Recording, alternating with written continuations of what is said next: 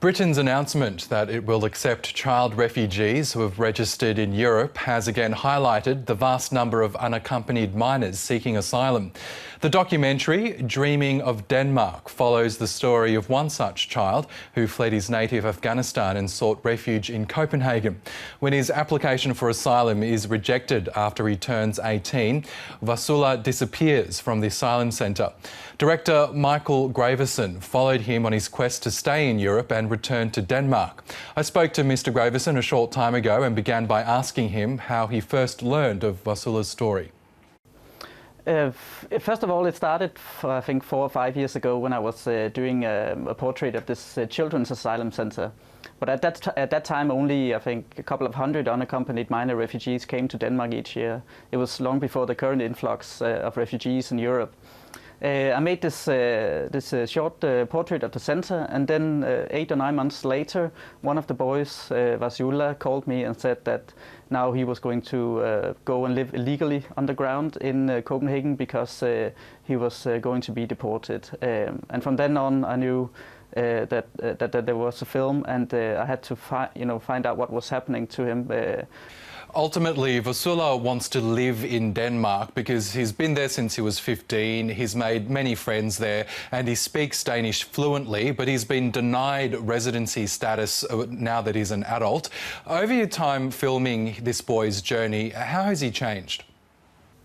Yeah, like you say, in the beginning he's more of a child in the sense that he has 2 friends that he plays a lot with. They make music videos on the beach and have fun.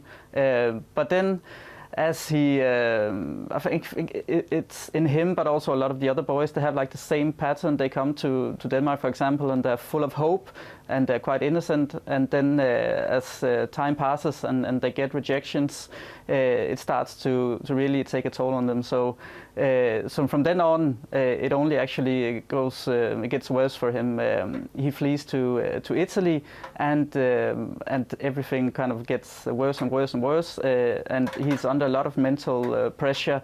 And actually, in the end, he gets a mental breakdown, so he can't remember who I am or any of his friends. You were obviously following Vasula's journey quite closely. I'm interested to know, how has this experience affected you? Did you ever feel tempted to help him out personally, for example, by trying to apply for residency status on his behalf yourself? Yes, it was. But I found rather quickly that I have a lot of limitations in regards to that, because I really couldn't do anything about getting him asylum. I tried, like you say, with encouraging media and talking to politicians, but there wasn't anything I could do. I think as a documentary filmmaker, it's important not to be too distant towards your subject or your character. I think once you're involved, then you have a responsibility to help. So I tried to help him, but I could only help him with smaller things like meals and clothes and stuff like that. I think every time you bring a camera into a reality or into a situation, you change that situation. So you can't be really objective, but you can be true to the story you want to tell, and I guess the reality that you perceive. You began filming before the migrant crisis really hit Europe, and now Vasula is just one of many thousands of migrants and refugees there. How hopeful are you for their futures in Europe? Do you think they might be able to call a European country home? I'm not too hopeful. I think there is a really long way to go. Not long ago, there was a plan made that 120,000 refugees should be resettled, and only under 1,000 actually was. And now there's new plans, but there is so much resistance between the countries. So I think it's really difficult for the EU countries to work together.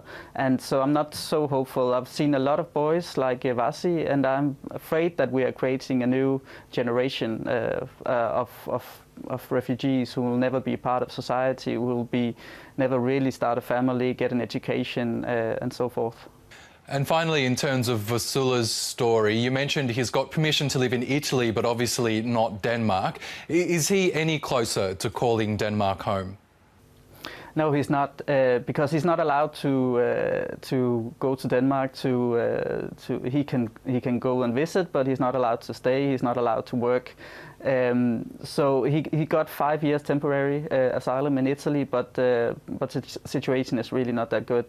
There is a youth unemployment of 40% in Italy right now, and if you're a refugee, it's even more difficult. He got 1 year of accommodation in Italy, and that's running out now. So he will most likely end up on the streets again, like many of his friends. Yes, let's hope he does find his way back home. Michael Graversen, thank you for your time tonight. Welcome.